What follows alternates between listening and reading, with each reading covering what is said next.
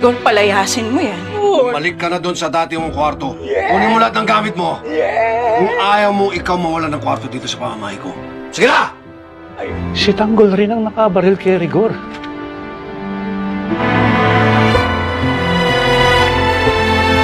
Simula ngayon, ako ng batas sa bahay na to.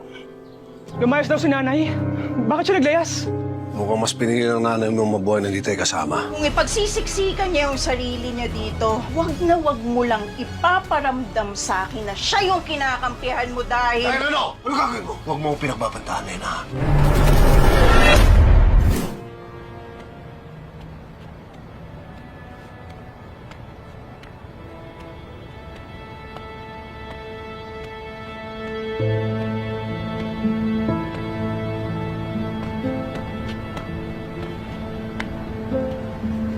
Hindi ko pwede sabihin kay Rico.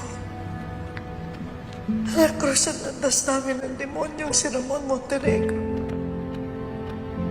At kaya magkasama na sinagtan ko. Kailangan kong tama ang nangyari.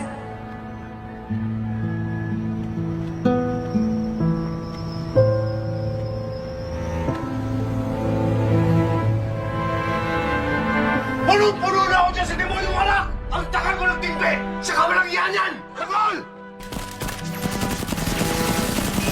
Kahit anong gawin mo, hindi mo mabago ang katotohanan. Kriminal ka pa din! Palayasin niyo dito yan. Dahil sigurado ako, magdadala ng gulo dito sa atin yan. Pinagbantaan ako ni Tanggol tapos sa kanya ako tinulak sa hagdan. Mamamatay tao talaga yung hayop na yan. Pinagbababaril po kasi tayo dito eh. Si Tanggol lang ang pwedeng gumawa nito dahil gusto niya akong gantihan at patayin na anak namin ni Lena. Alam mo ba talaga kung saan umabot kasama niya? Mag-isip ka, Marites!